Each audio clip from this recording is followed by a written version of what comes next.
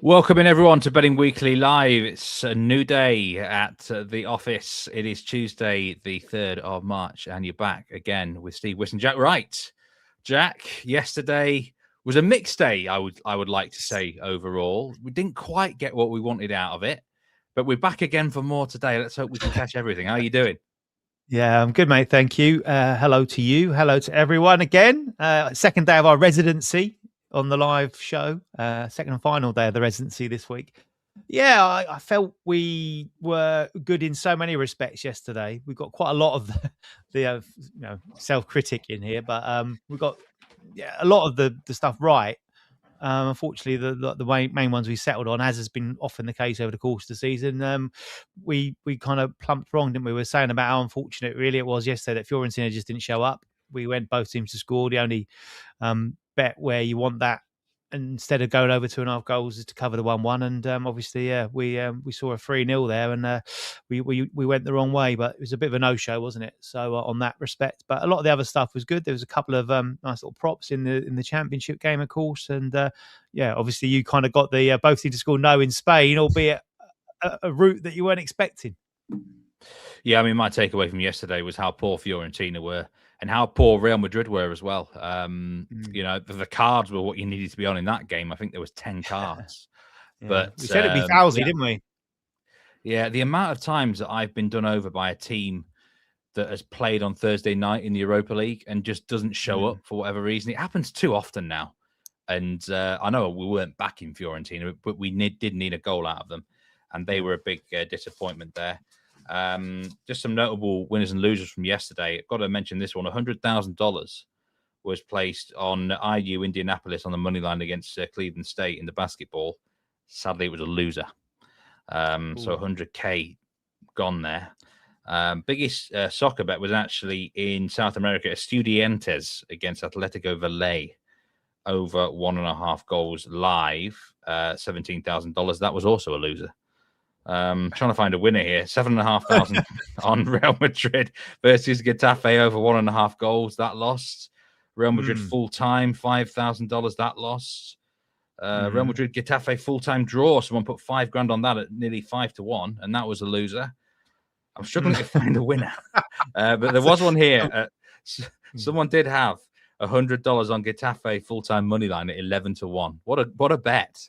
That is Getafe money line at 11-1, $100.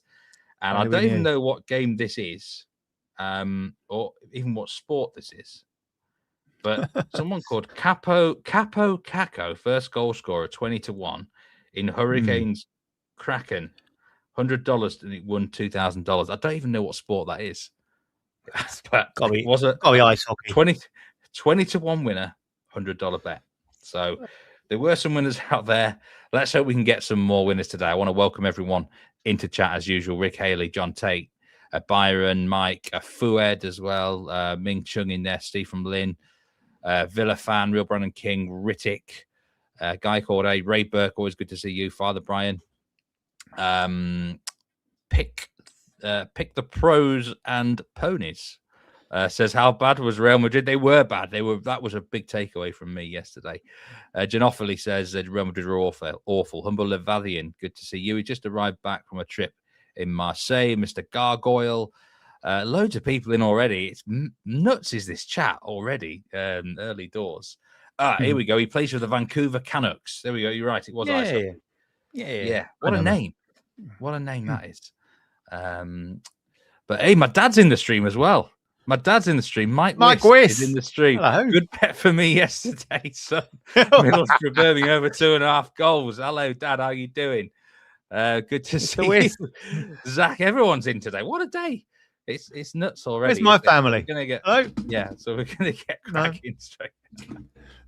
We're going to get cracking straight away. And we've got Premier League action. We've got Cups galore, Championship as well. But we'll start with the Premier League today, which is on the South Coast. Bournemouth against Brentford. And we've got Bournemouth as the favourites, plus 148. Brentford, plus 170. The tie is at plus 265. Over 2.5 goals at minus 167. Both teams to score, yes. Now, of course, many of you will have watched the Premier League show already. Jack and Nigel, with Dan have given their thoughts on the game. So we're looking today maybe for some new angles in the game, player props and things like that. I have to say, I think this is a really tough day in the Premier League. There's nothing I like strongly. If I was to have one bet pre-game on the main lines, Jack, this would be the match, though. I'd be looking at over 3 Asian goals. Okay. But this would be the only match, I think, that I would have. I'm not strong on the main game lines for it. Bournemouth, a big difference in odds compared to what they were at the weekend. Serious minus money to beat Sunderland. Now they're plus 148. What do you make of that difference? Are Brentford really that good now that they can be close to a pick 'em away from home? That's a massive difference, isn't it, when you consider, obviously, Sunderland are one of the worst sides on the road in the Premier League, and Brentford have done what they've done the last couple of seasons, actually. It's a really weird quirk that they seem to have. They start like a train at home. They win game after game after game and just lose every time away. Yet then they turn it around and they lose a couple at home. And you think, oh, they're in trouble now. Their home record's gone. They might fall down the table. And then they decide to start winning on the road. They won 5 of the last 6 away in the league, with the other one being a defeat. So I think that you're right. This is a really hard one to call, because I think this is 2 sides. I think you'd probably say have got a puncher's chance of beating anyone. On that day, they can be electric going forward, but it's a real hard one, because for me, Brentford are one of those sides that can look brilliant one week, and then the next week they just look lame. So I don't know what sort of Brentford we're going to get from it. You would suggest goals. You say that. It does look on paper a game that should be goalsy, but only 2 of Brentford's last 9 competitive matches have featured over 2.5 goals. And the odds would suggest this should be plenty of goals. So that would be my concern. But I think Bournemouth suit them stylistically. So I'd probably side with you. And you do have to go quite aggressive if you want to take that over goals line. So, I'd maybe look, either say, as you say, the 3, which gives you a free swing at going 3.5. Or go into some of the player markets if you think there's going to be goals, and look at there's some decent talent in forward areas. Yeah, it's one of those matches where, I'm not that sold on the over 3 Asian line, because, historically Bournemouth home games have been more under than over anyway, for whatever reason. Mentioned it before. One player that I am keeping my eye out for Bournemouth, he didn't get involved at all on Saturday. I think Sunderland shut him down really well, is the new Brazilian, Ryan Vitor. I think they've got a cracking player on their hands here. He reminds me of a lot of Rafinha when he came to Leeds. I could see him leaving Bournemouth within a couple of years to quite a big club. But anyway, he is plus 170 to score or assist here. And, I'm looking for my speculative punts. He is plus 800 to score from outside the box. This guy has got a Galazzo written all over him, I think. At some point, he's really talented, but Sunderland completely shut him out of the game at the weekend. They didn't let him get involved. He stayed far too wide. I think he can bounce back here, because I actually rate Sunderland more defensively than Brentford in some ways. So I think Ryan Vitor would be the player prop that I'll be looking at here. But you're getting involved in the player prop. It's part of your daily double today, Jack. You're looking down the Brentford route, and it's quite a simple one, really, isn't it?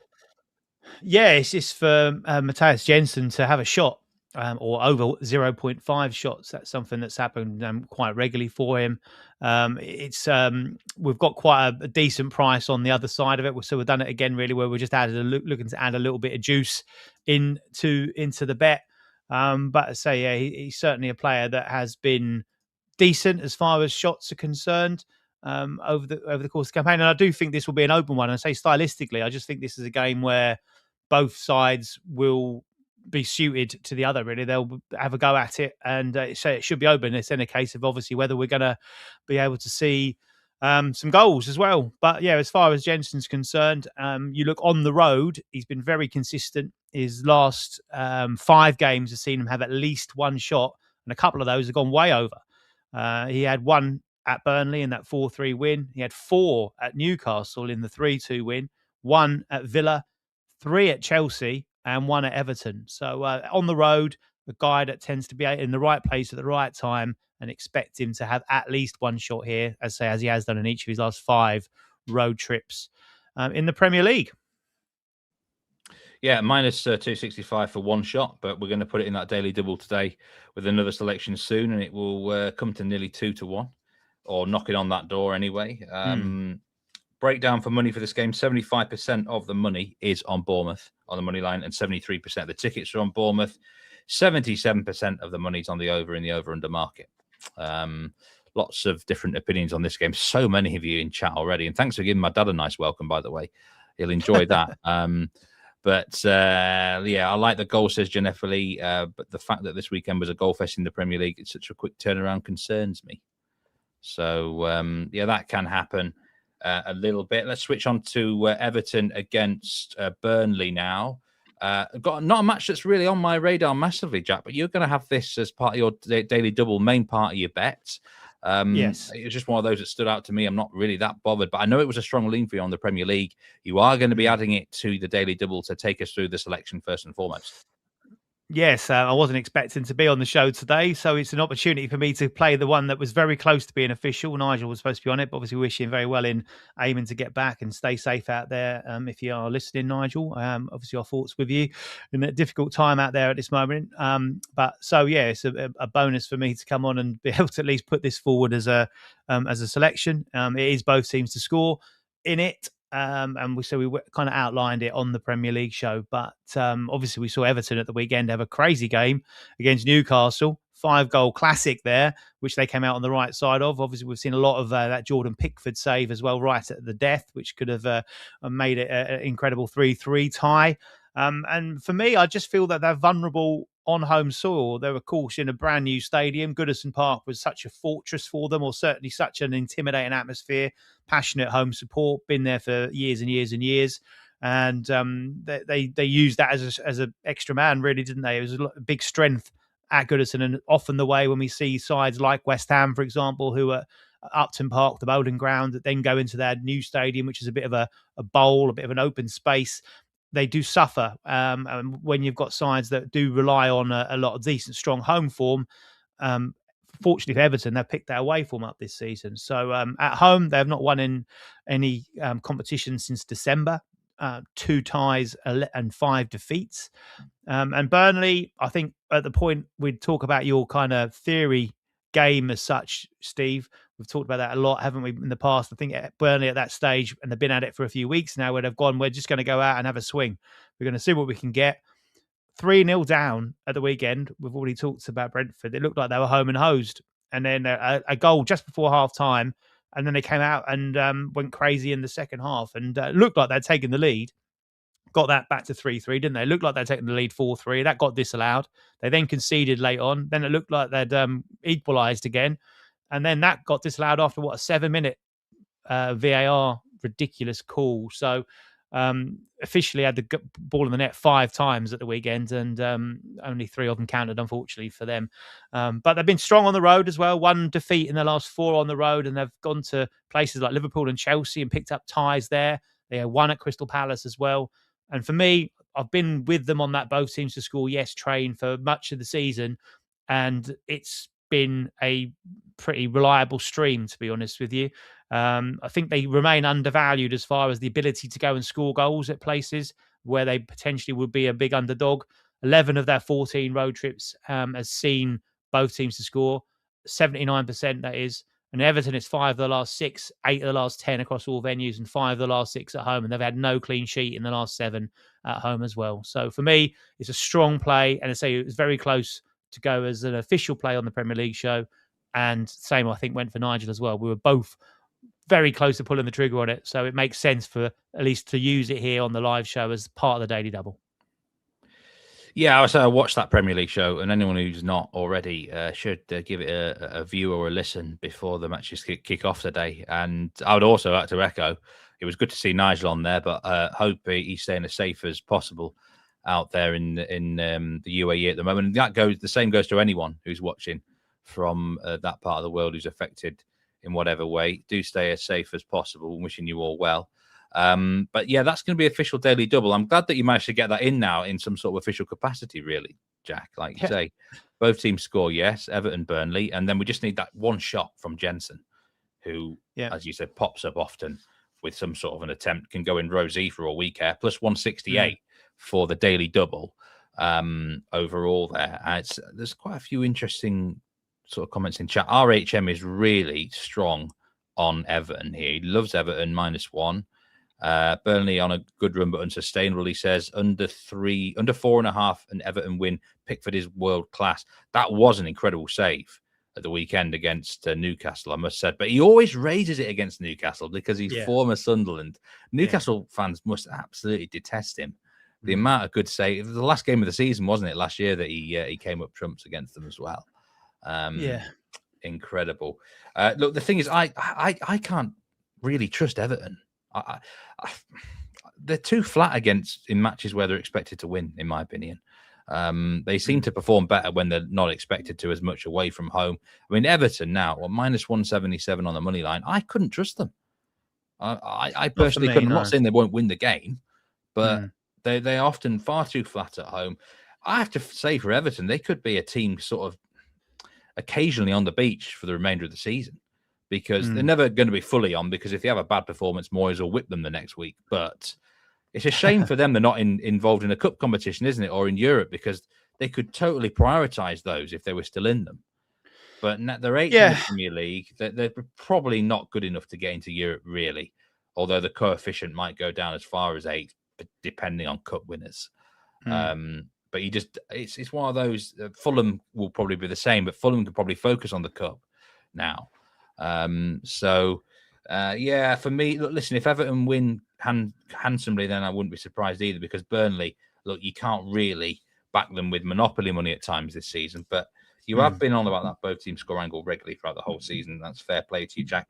There is 98% of the money on Everton, and 98% of the tickets are on Everton as well. 70% of the money is on the over for this game, and that daily double is on both teams to score yes. And that Jensen shot in the Brentford game. So good luck wherever you are playing today. Gianeppi's got Zian Fleming to score at +270. The sort of player too good for the Championship, or good for the Championship, not good enough in the Premier League. But he does occasionally pop up with a goal, and he's on penalties for Burnley, I think, if they get one. I was going to say. I'm not sure. I think he might be on penalties. Okay, let's move on to the tastiest looking fixture in the Premier League tonight. Leeds against Sunderland. The first 3 matches we've talked about are, by the way, are 2:30 p.m. Eastern Time kickoffs. Leeds against Sunderland. Leeds are the favourites here. Sunderland +350. Leeds United now -115. They were about -122 about an hour or two ago, so a little bit of a drift there. The tie +240. Over 2.5 goals is plus money, which disappointed me. I quite like the under here. If under 2.5 goals was around evens, I would have bet on that. But it's actually a 2.25 goal line. Both teams score yes at -113. You do have an official play on this match in the Premier League show, Jack. And you'll be pleased to know I'm not sure about it. I mentioned yesterday, I have a terrible, terrible record on Sunderland games. And I am not that convinced. I'm not overly convinced Leeds win this. Sunderland are an annoying team. They're gritty. They've actually pushed us quite hard in the last 3 meetings. Both meetings last season, we won one in the last kick of the game, and we drew at Sunderland. That was the howler from the goalkeeper, of course. And then a really gutsy 1-1 draw from. We were the better team by far at Sunderland in around Christmas when they had no players, but they managed to hold out there as well. So yeah, and once more they defied us all, didn't they, at Bournemouth at the weekend, Sunderland? But I can certainly see where those pro Leeds bettors are coming from as well, Jack. Sunderland is the key to this game, the first goal. Yeah, I think we touched on that in the Premier League show. Certainly an angle that Nigel's a fan of. That if you give Sunderland something to hold on to, they'll dig in deep, they'll sit deep, low block. Regis Labrice has got them really set up well, very well organised. They've done phenomenal this season. There's no getting away from it. Everyone, I think, wrote them off at the start of the campaign, saying they're going to be another cannon fodder. They're going to come into the Premier League. They're going to set the worst points total record. They're going to be rock bottom. They're not going to have a hope. And they got off to a flyer, and they kicked on with that. And yeah, a lot of that is their home form. They've got, I think, around about the 4th, 5th worst road record in the Premier League. But that's what newly promoted sides have got to do. You've got to go and pick up your points at home. And that's why I feel a Leeds pro angle here, is because this is a massive game for Leeds. The home record has been strong, and this represents a real big opportunity now to kind of get, it's not going to get you over the line, is it? But it's going to push you a long way towards that finishing line of being safe this season, especially with other results. If they go your way over the course of this midweek, then I think that this would be a one they're certainly going to earmark and go, look, let's get a win here, and then we can breathe easy. You're going to rest all your players at the weekend, give them all the time off, and see what happens in the FA Cup. Of course, it's the Steve Wyss Jack Wright derby on Sunday, isn't it? Leeds against Norwich. I mean, yeah, if Leeds win this match, then we can start thinking about the FA Cup a bit, really. But it's so important Leeds get something out of this. We can't be losing at home to Sunderland. I think that's when the panic button starts to get pressed. I know what it's like at Leeds. We don't want any of that panic this year. We want a really boring finish to the season in the league. We want to be home and safe with 4 or 5 games to go and have nothing at stake. But you never know with Leeds. It can go one way or the other. A guy called... It was interesting. So go on, Jack. No, sorry. I was just going to say that I was watching the analysis of the Leeds game on Saturday, and Stuart Dallas, one of your kind of legends of the club, was on there, and it was interesting what he was saying, and that he feels that Leeds are playing within themselves at the moment, in that they're a little bit cautious. I thought they were very, very good against Manchester City, and Dominic Calvert-Lewin missed some big chances. I think it's already been pointed out in the chat there. And if it's taken one of those chances, that's obviously a completely different game and a massive boost in looking to get a victory over Manchester City, which was huge for morale. And that first half, you posted some big numbers, and you should have been in front, shouldn't you? Certainly. So he was saying that if you can get those points, you'd expect to see a really different Leeds side once you kind of know you're safe. And he wants to see Leeds with the handbrake fully off and going for it with nothing to lose, which is a rare situation in the Premier League, isn't it? But he seemed very confident that you've got gears to go into, and you're just kind of doing a more of a professional job, I suppose, rather than what we've seen from Leeds in the past, a gung-ho. But I think tonight is a night where this is a bit like when you played last season, a championship game as such, where you're expected to be the dominant force. And I think it's tough for Sunderland also to have gone from Bournemouth on Saturday and to then go up to Leeds. 2 away games is tough back to back in the Premier League in quick succession. I think that plays a big part for me. I agree with you. I actually think there is another gear or two in Leeds. I think we are just a bit. We're playing with a little bit, not a noose around our neck, but do you know what I mean? It's like we're just a little bit like that. We're a little bit, sort of, It's we want to breathe easier, sort of thing. That was a great impression, actually, wasn't it? That's how it feels to Leeds, because with what is it? Brad says we have nothing to worry about because we've got West Ham and Spurs. No one worries more than Leeds fans. I'm telling you now, we are the biggest worriers around. And that West Ham game is the last match of the season, by the way, at West Ham. Wow. We don't want it to come to that. And we're away at Spurs. And I know they never beat anyone at home, but they'll probably beat Leeds at home. That's the way we think. Here we go. Spoken like a true Leeds fan. But we do have Burnley at home. We do have Wolves at home as well. And we do have Sunderland at home today. So it's the fixtures are favourable. If Leeds can get themselves safe within the next month, I think we could surprise a few teams towards the end of the season and finish well. That'd make for a good watch along, though, wouldn't it? West Ham last day of the season. If we do what we've done past, don't even get there. Don't even go. On. No, I don't want. If that, that'd be awful. That would be excruciating, Jack. Just get you at the game. Comments. Packer Hootie says full moon fixture favours the home side due to extra testosterone. I love that. I love that one. A guy called A says he thinks Leeds are too short. Not sure he can back them at the current odds. It was interesting. Obviously, it's minus 115 now, but it was minus 122 earlier. And that was the exact same odds Bournemouth kicked off at home to Sunderland. Are Leeds as good as Bournemouth? I don't think it's as simple as that, because Leeds at Ellen Road, is home advantage is worth a lot. Yeah, it's worth a lot. I think that's how I would explain the odds. For me, Bournemouth, one of those sides that they haven't got that home advantage as such, because when you look at the stadia in English soccer, you're looking at they're one of the smallest.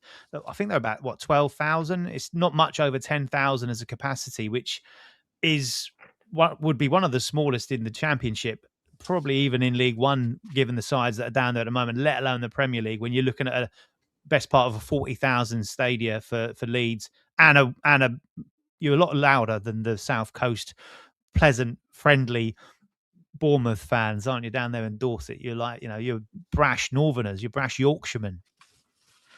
There's some player props I like in this game, and I'm going big again here. After I'm getting giddy after that McKennie bet last week, but Pascal Stroit to score from a header, 11-1. Lovely, right? He scored the winner last year against Sunderland with a header. So can lightning strike twice? Maybe it can. Leeds are so dangerous from set pieces. I don't think any team scores more percentage of their goals from set pieces than Leeds in the whole Premier League. So it's remarkable change around from what we used to be terrible from set pieces. But we've clearly worked on it big. That means the likes of Rodon's obviously a threat as well to score from a header at 11-1. If Biol starts, he's 13-1 in that capacity. And to be fair to Sunderland, Ballard at 11-1 in that. I hope that doesn't happen. But there's some big odds on the player props there. I quite like over 9.5 corners as well. I could see. I think Leeds probably will rack up most of them. Sunderland are the sort of team that I think they're third most shots faced this season, which if you're facing a lot of shots, there will be more corners just by accident. So I'd like Leeds corners. I tend to like Leeds corners. One of my Leeds, I've got, funnily, I don't know why, I've got a few Leeds fans as friends, and they, this guy is pretty much does the same bet all the time, which is you to win most corners and the other team to pick up most cards. I think the corners part will definitely come in today unless Leeds get ahead very early. But even then, I think it will be enough. You guys in chat are starting to calm me down, and you're on a great run in the Premier League now, Jack. So what's to worry about? Any props to catch your eye in this game or not? Again, I've touched base with my man there just to see what he's thinking, and he has put me forward with a couple of fouls bets. Really, you can play these either individually on a higher line over 1.5 fouls, or put them together as a double. It's Habib Diarra and Charles Gertruda for Sunderland. He's been playing as a right back. He's up against two of the most foul players, well, certainly in the Leeds setup over on that side, and he's pretty good at fouling himself. So put them together as an over 0.5 fouls double. Pays -115, and so you can go over 1.5 for either or both if you want to do that. Diarra's had 7 fouls in his last 4 on the road, and Gertrude has had 1 or more in his last 6 on the road. And you're looking at Goodmanson out there as drawn 1.7 fouls per game, and also Aronson. To quote Matt, my Leeds fan Fred, he says he falls over in the wind, and he picks up 1.4 fouls per game. So those two are going to be on that side next to Gertruda.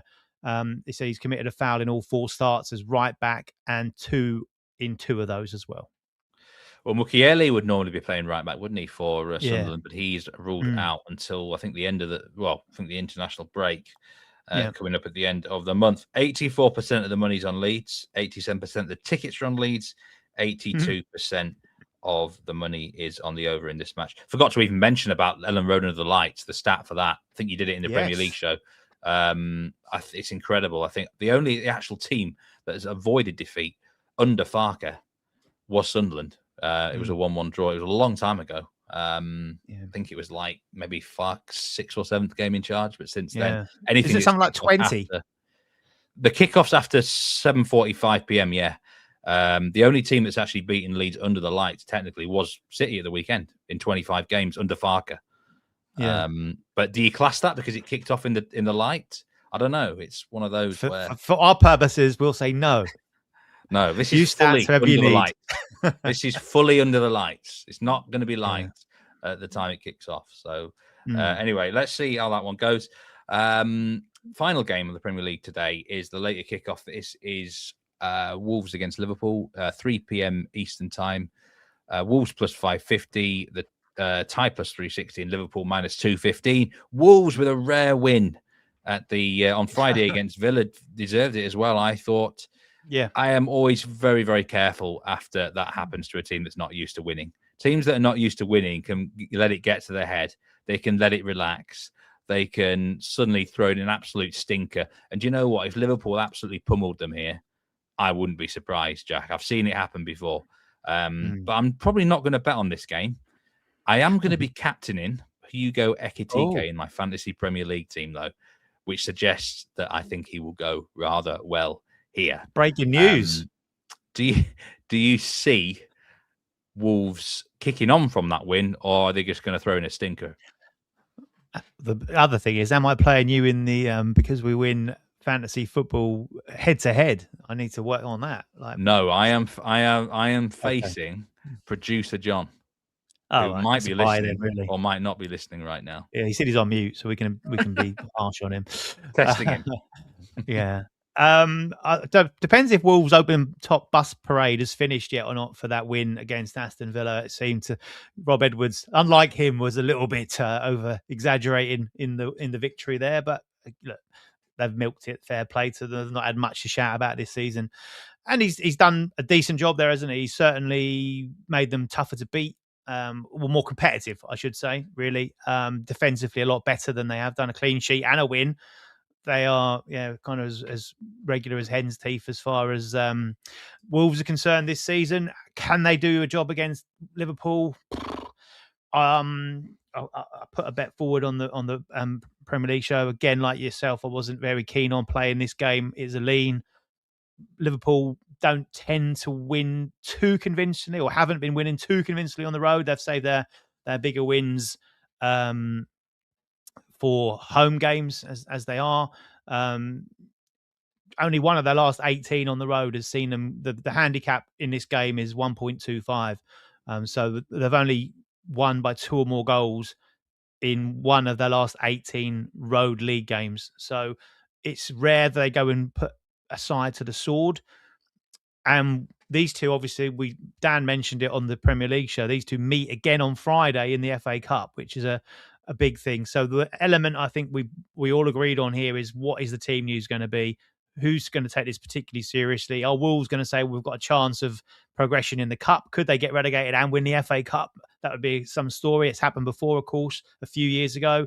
Are Liverpool going to say we could rotate heavily here and still beat Wolves, and then we can go stronger to then go well in the FA Cup? Big competition for them now. So that will be interesting, especially when they drop Ekitike tonight. But we'll have to wait and see about that one. So no, I think he is projected to start. But he is, yeah. I think he's a decent price. You touched on him there. Like as far as the betting odds here are concerned, he's been their biggest threat for me. So I think -112. I think the odds were there would be something I'd look at. I think Szoboszlai has just been sensational. We've mentioned him a lot over the course of the season. Double-edged sword with him, goals and assists on free kicks, obviously as well. So yeah, I think the Salah factor is still meaning that the odds are better elsewhere. Salah's not anywhere near as kind of hogging the action as he has been in recent seasons. So have a little look further around. So Szoboszlai would be certainly a player that I'd be inclined to play in any of those market. Shots on target, shot at goal outside the box, one of your favourite bets. I'll go toe to toe with you. I'll have Szoboszlai for a goal outside the area against your historic header. I love it. To be fair, Szoboszlai only does worldies anyway, doesn't he? So you're not going to get a tapping from Szoboszlai very often. No. Mr. Gargo was able to get on Virgil van Dijk, shot on target plus 450. He's not sure if that's still available. Fred 2900, good job, Steve. Thank you very much. John with some great stats as usual. And he mentions that Wolves can be dangerous from set pieces. They're actually one of the better teams defending set pieces on a stat that I saw, which really surprised me. But they, to be fair, they did well against Arsenal twice, didn't they? So that might explain why they did well there. Ginepi says, I see a big win for Liverpool. I don't know why, just a gut feeling. That's what I'm feeling as well, Ginepi. A gut feeling, and Wolves off the back of a win. Just screams to me a letdown for the Wolves fans who are suddenly, buoyant, really. Buoyant. 97% of the money's on Liverpool, 98% of the tickets are on Liverpool, just 69% of the money on the over. The goal line is at 3. So, and Wolves are often a team that I do look to go unders with, to be fair. So I can see why there's not that much money on the over. I'd go under. Any other props of the game? Or are we done with Wolves Liverpool? Yeah, I'll stick there. I just looked at the odds. Szoboszlai to score or assist at plus 125, I think, is a really nice price, regardless of wherever he plays. Plus 430 for him to score from outside the box. So we're not quite in your Consecao kind of wheelhouse there, but still not so bad. As you say, generally when he scores, it's from at least 20 plus yards, isn't it? So it certainly is. Okay, right. Well, that is the Premier League action done. We'll be back a bit later to discuss the Championship game as Ipswich Town are in action, the mighty Ipswich Town. And but we've got loads of cup action in Europe first. Kruku, by the way, yeah, shout out to you. He actually did say yesterday he was on the under in the draw. I felt really bad for you that it didn't end a draw because Getafe winning was just so unusual. But you were right to oppose Real. A fair play, Kruku there. A man that's often against the grain, which isn't always the worst thing. Go swim against the tide. Yeah, certainly is. Okay, so let's do the big game first. It's Barcelona against Atletico Madrid. Leg number 2 in the semi-final of the Copa del Rey in Spain. And Atletico sensationally won the first match 4-0. So Barcelona have got to turn that one around. They are minus 240 to win on the money line. The goal line, the Asian goal line's at 4 for this match. So Barcelona have to win by 4 clear goals to send this to extra time. But they have a history of comebacks, sensational comebacks. So, it takes a brave man to rule them out here. There's a few bets I actually quite like in this game, Jack. And I'm actually looking at the half-time market, first and foremost. Barcelona to be leading at half-time is minus 122. One thing they have to do here is come out of the traps quickly. They can't just hang around. And I see them winning at half-time. And I think we could actually get a bit of a bonkers first half. And I'm willing to have a slice of over 2.5 first half goals at plus 225. There is a danger if Atletico score early or manage to stay so far ahead on aggregate that the second half, the last 20, 30 minutes could become a damp squib, as we call it over here. I think that first half could be really lively. I like Barca to come out hot. I was actually really tempted to back the Asian goal line 4 over, which sounds mad, doesn't it? But I think Barca won't die wondering here, Jack, in my opinion. No, it's one of those, isn't it? They've got to just go for it. Simple as that. When you need to score at least 4 goals, then it takes any question out of how you need to approach the game. They need at least 1 goal in the first half, don't they? So I think any goal line there would be one to attack. But yeah, so I think we all know how Atletico are going to set up for this as well, and they're going to be a threat because Barca are going to flood forward and they're going to look to hit them on the break. So it could be anything, couldn't it? It could be one of those games that you look at and a score line comes out completely stunned. And I tell you what, if Barcelona do get a goal or 2 early, then the fear and doubt is going to set in, isn't it? So we could see all kinds of stuff, and like you're then looking at ridiculous corner counts, ridiculous card counts. Simeone sent off, that's for certain. Anything can happen in this one. It's the sort of match that's going to be over everything. It could be over absolutely everything. Shots, corners, goals, cards, individual player props. It really, you could have some fun with some SGPs here, couldn't you? The best player prop I looked at was Ademola Lookman for a shot on target, minus 118 for Atletico Madrid. He is projected to start this game and has been in great form for them. And I think he would be they will get chances on the break, like Ginepi said. If Atletico want it, they can hurt Barcelona. So that's the angles that I'm going on in that game.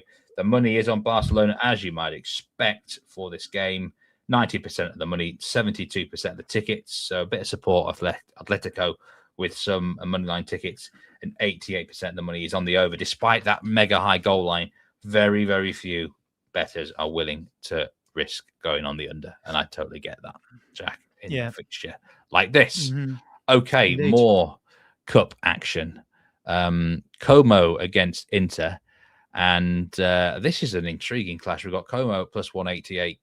This is the first leg, by the way. The second leg is in 6 weeks' time. So you've got to wait quite a long time for the conclusion of this tie. But Como is plus 188, tie plus 200, Inter plus 160. and we've got a goal line. It's actually around 2 to 2.25 on the Asian handicap. Como, I was kind of against them a bit recently, but they've proven me wrong. Thierry Henry said on CBS last week on the Champions League show that Como play the best soccer in Italy in terms of style, aesthetics, and stuff like that. He might be right. He might actually be right. The results that this team is getting, I'll give you an example. Last year, Inter were minus 140 to win away in Como on the 23rd of May. And now here we are 10 months later, and they are plus 160 to win in Como. That's the improvement that Como have made. And Inter, you could argue, are possibly better than last year. So, you know what? I don't often back them now for whatever different reason. I was actually thinking Como draw no better, Jack, and I'm feeling a bit guilty saying that because I do like Inter. Have you got any thoughts on Como? What do you see about them? I feel I should show you my notes and my working out here because I've landed on the same bet. Of all the bets that are out there, I went with Tyno bet. There's something about Inter that I think they're gonna potentially, look to keep it tight. Obviously, with the second leg many weeks ahead, and they'll cross that bridge when they come to it. I think one of the key elements for me that I was looking at as to what do these sides play at the weekend. And Como obviously in the race for European positions, and Inter are well clear. And I thought, Inter being well clear, there's an opportunity they might well look to try and get aggressive in this one and get it boxed off. But it's the Milan derby this weekend, isn't it? So from that surely would come into play when they think that they could potentially lose by a goal here and then back themselves to go in the home leg and go and get the job done there.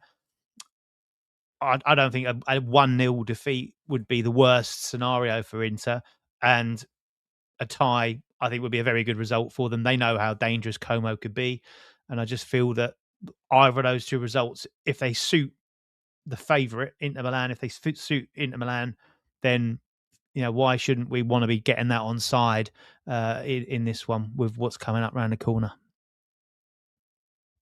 Yeah, it is worth saying that the match at the weekend is the Milan derby.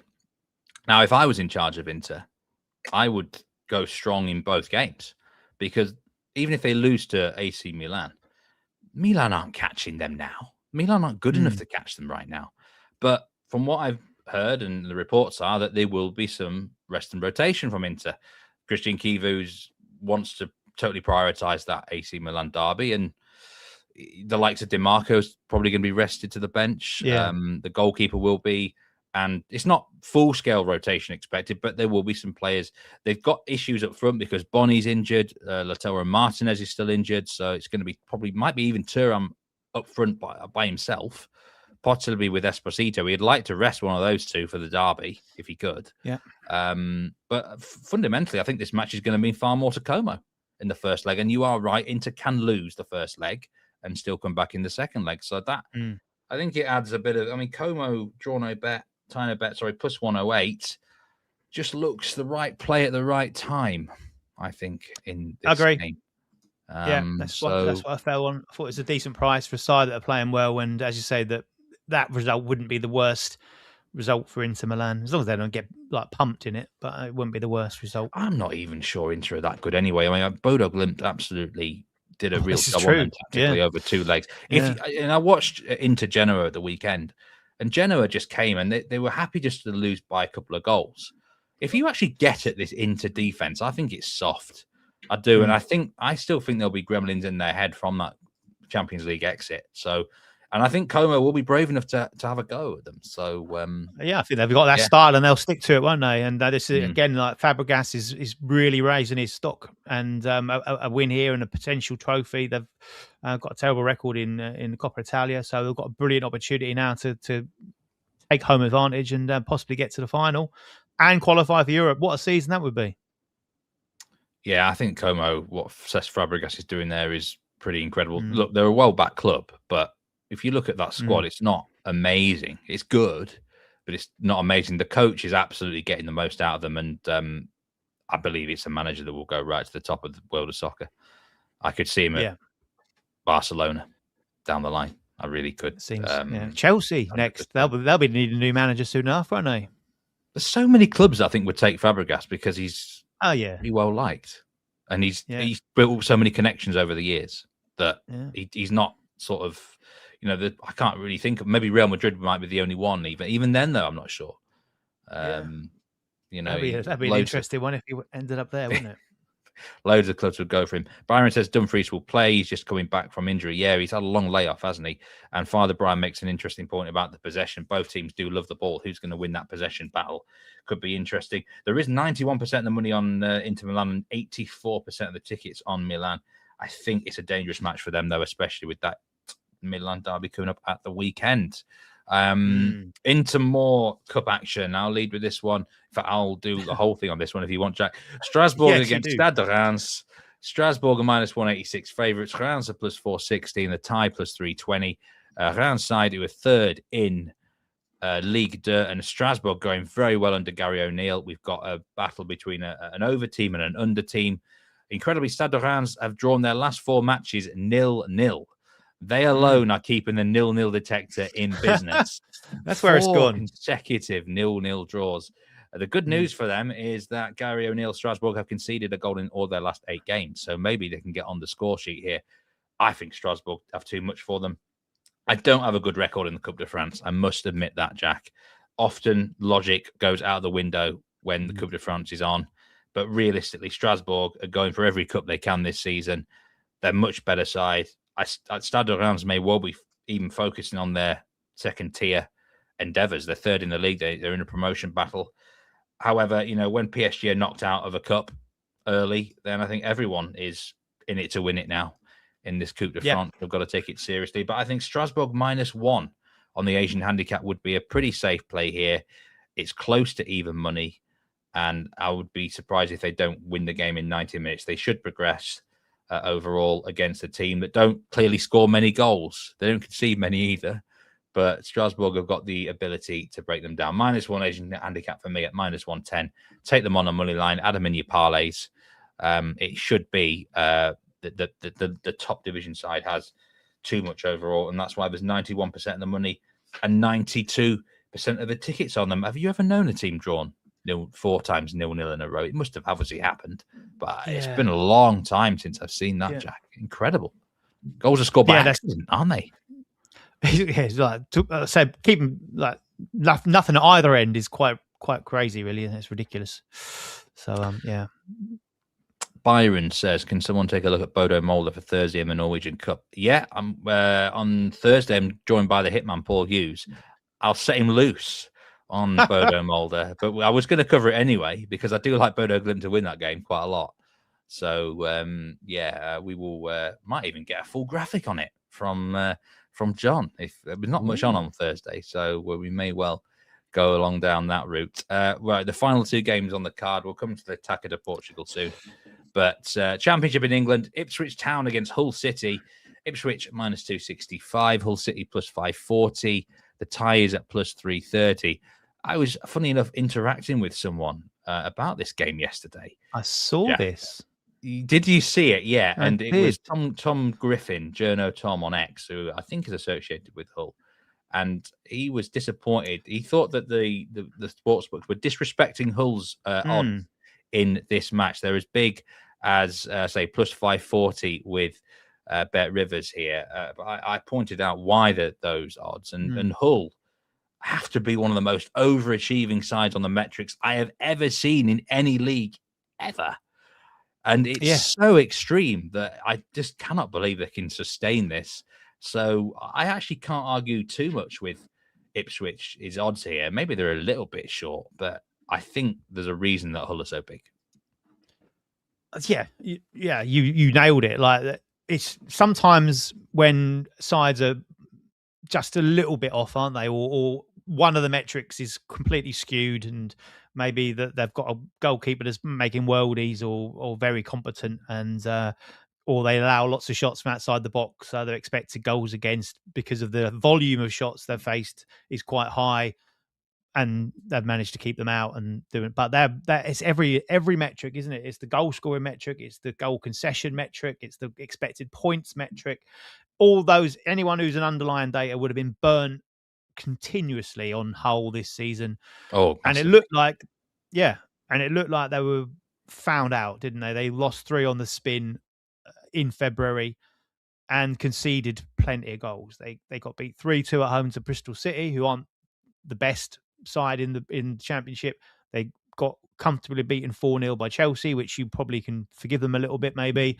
But QPR, in a bad run of form at that point of time as well, they scored 3 goals against them, winning 3-1. And you thought, oh, here we go. They're going to slide down now out of the playoffs or struggle to keep in them. Then they turned it around and won 4-2 against Derby, and a decent 1-0 win at Portsmouth at the weekend. So where does that leave us? I still would have to side with Ipswich. So I'm glad I put my hand up to come on the show today, just so I can say those magic words. And Ipswich were a very, very strong side at home. They should be up challenging for automatic promotion as they are. Obviously, there's a parachute payment side come down from the Premier League last season. They bought up a lot of the top Championship talent the season before last for their promotion in a way to kind of be ready to go straight back up again this season. It's not quite worked out that way. Their fan base is a little bit disappointed with how things have gone.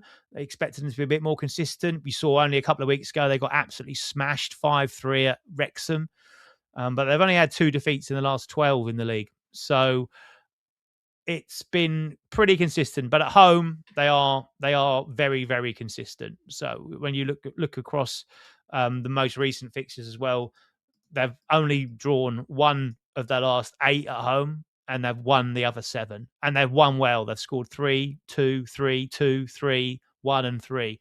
They score goals. They tend to keep clean sheets at home as well. Only 3 of those games they conceded. They've got very good talent going forward. Some real top talent at Championship level. So they are scoring goals. How to get them on side? A couple of ways about it. I'd look at possibly the wins and ills. Obviously, I was a decent runner with how they're going. Still not massively convinced, despite those numbers, that they'll keep a clean sheet against a Hull side that seem to find a way. But I'd expect them to score plenty against Hull, or score at least a couple against Hull. So maybe a Ipswich win and over 2.5 goals might tickle your fancy at just minus money. But the one I landed on in the end was for them to come out of the traps fast. There'll be a big crowd glory hunting their way to hopefully automatic promotion for their fan base.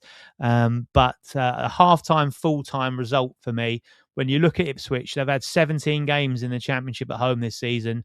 They've been winning at half-time and full-time in 10 of those, which is by far and away the best record in the Championship at home. So that's the route I'd go, and that gives you a plus money angle in on that particular fixture.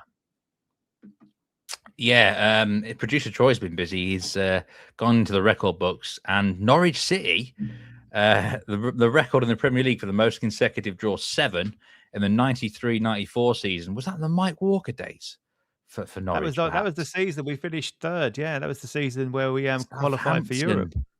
94 and 95. Man City 2009, 2010, and Rostov in Russia had 5 straight 0-0 draws at one point. So if that isn't 0-0 tonight in 90 minutes, then they can break that one. In terms of Hull, just some of those numbers that I said, they're 5th worst on expected goals. They're 2nd worst on expected goals against. They're 3rd worst on expected points. They've overachieved by 34 points. 34. And I asked Tom Griffin what's going on there. Then he did admit we've rode our luck at times with teams being wasteful in front of goal and not killing off games. But he also said we're incredibly clinical, and surely that deserves some credit. And I think that's where these teams do go under the radar of the metrics, in that teams that are clinical in attack and teams that have good goalkeepers and maybe put bodies on the line and block well can not destroy. They can go against the metric models, and that's why they can have some success in that way. So that's the explanation of it. I just still think, I know we're quite well into the season. They surely probably can't keep that up unless they play better. The only way they can keep that up is by playing better soccer or by adding better players. They can't add any players, so they've got to play better soccer if they're going to sustain that. But anyway, the money for the game, I've got a betting breakdown for it if I can find it. Yeah, 91% of the money is on Ipswich. 89% of the tickets are on Ipswich as well. 94% of the money is on the over and the over-under market. Before I forget, there is a bonus bet you can get involved in the tennis world. Tennis fans know that Indian Wells is the 5th major, and BetRivers is giving bettors a tennis bonus swing for this event. Players in New York or New Jersey can take advantage of our 5th major bonus bet from Betting Weekly. Enter the bonus code BW32 in your BetRivers app to receive a $10 bonus bet to use on the Indian Wells BNP Open. That is BW32, and it is available to bettors in New York or New Jersey on the Indian Wells Open. Good luck if whatever you're taking in that one. One other match to discuss briefly before we go. It is the Portuguese Taça de Portugal semi-final first leg, Sporting against Porto. Winner of this is going to face a Division 2 or Division 3 side. So this is effectively the final, really. So well worth its weight in gold to win it. 2 legs, second legs in 6 weeks' time, just like the Italian Cup. Sporting are plus 106 favourites today. Porto plus 265 and the tie plus 190. I know Porto are top of this league, but I actually think Sporting might be the best team in Portugal. It's difficult to say.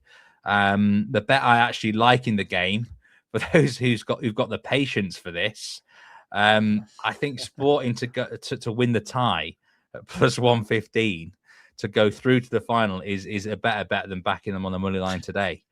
But you got to wait 6 weeks to get paid out. So I just think I've seen both teams quite a bit. In 6 weeks, Porto might be involved in Europa League as well. Sporting, I just feel like they've got a bit of an edge over them overall. And even if they didn't win the first leg, this is the sort of tie that could go draw, overtime penalties sort of thing. So for those who can stomach it, Sporting to go through, I don't get why Porto minus 155 to go through. That just seems far too short. I would have it as a pick'em. I don't think there's much between these two teams. If anything, I'd have Sporting as the better side.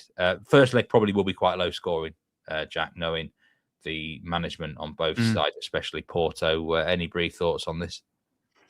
Brief thoughts would be that I fancied Sporting to win this one at plus money. I thought that was a little bit of value. Again, same reasons we were talking earlier. First leg, Porto, injuries for them in forward areas as well. Home crowd, tight, but Sporting to nick it, plus money, I thought was the way to go if you're pushing me, which you are. I think it's going to be tight, and that 1-0 could be very possible. There is 71% of the money on Sporting, and 77% of the money on the over-under is on the under. More money for the under on this game than any other we discussed today. I'm going to put the daily double back on screen to remind people it was very early in the show that we did it. Everton, Burnley, both teams score yes. Bournemouth, Brentford, and Jensen for over 0.5 shots. Just a shot in the game, not a shot on target. Plus 168 double there. Couple of other things to mention. Instagram Live. I'm going to be joining Paul the Hitman Hughes today live on Instagram on the Because We Win account at half-time in the 3 early Premier League kickoffs, which is 8:15 UK time, which I think is 3:15 Eastern. So for those, if those who are not, well, I've got to work it out because next week it gets really complicated with the times. It does. Very complicated. But yeah, do follow the Instagram account if you've not already. And I'll tell you what, the Hitman is smashing it there on those halftime in plays in the Premier League. You're going to be with him as well at some point this week, possibly tomorrow, possibly Thursday. You're playing winner stays on, aren't you, tonight? So if you have a good night, you're staying on. Yeah, we will have to see, Jack. But please do give that account a follow because it's nearly at 2,200 followers now. We're trying to grow the Instagram account. There's great tennis content on there as well. And our man in Madrid. Yeah. Any match in Madrid, he's there. Rory Barlow, he was really unlucky with his pick last night in the Madrid game, right? He went with a same game parlay of Getafe plus 2.5 on the handicap, which obviously covered very easily, and Real Madrid to win the second half. He just needed Real Madrid to win the second half, one goal from them. That's so unlucky from Rory Barlow yesterday. A lot of fingers burnt again there. I imagine there's a lot of reloading going on across the world on Madrid goals, Madrid to win, Asian Hines, everything. Do watch Betting Weekly Live PM as well. This is at 4 p.m. Eastern time. That is with Mike Carver, Doug Kazarian. We'll be doing their stuff again. Lots of action there stateside. So check those guys out. And Jack, it was a great pleasure. What a show. We've got through so much today. That bumper edition. Incredible. I want to say best of luck to everyone, whatever they are taking. That's the Daily Double. And check out that Premier League show as well if you've not already. Yes. All the best with your plays today, Jack. Thank you. And hopefully that Daily Double can cash. Just before we go, Chris Yexley says Matthias Jensen, 2+ shots on target, 15-1. So I'm sure there will be those who will chance their arm on that shot on target for him as well. We could go for another Matt Target style bonanza. That was incredible yesterday. Jack giving out Matt Target for a shot on target, and he scores the first 2 goals. I mean, we were like, what odds was he first scorer? What odds would he have been for 2 or more? I bet someone backed him. Yeah, it's about 100 to 1 for 2 or more goals, and about 10 to 1 for the first goal scorer. Or to score. Yeah. Ray says top show. Great to have you on board, Ray, as always. And Byron says Real Madrid fans must be losing it today. They're just not that good in the middle of the park. They're really, without Mbappe, I think Manchester City do quite an easy job on them in the Champions League second leg, in the first and second legs. But that is for another day. Jack, we'll see you around very, very soon again. Tomorrow, you got the pleasure of Dan Roebuck and Lewis Jones on the show. So do join us on Betting Weekly Live tomorrow. Check us out on Instagram later, and of course the PM crew. So take care, everyone. Gamble responsibly. Stay safe as well. And see you next time on Betting Weekly Live. Goodbye.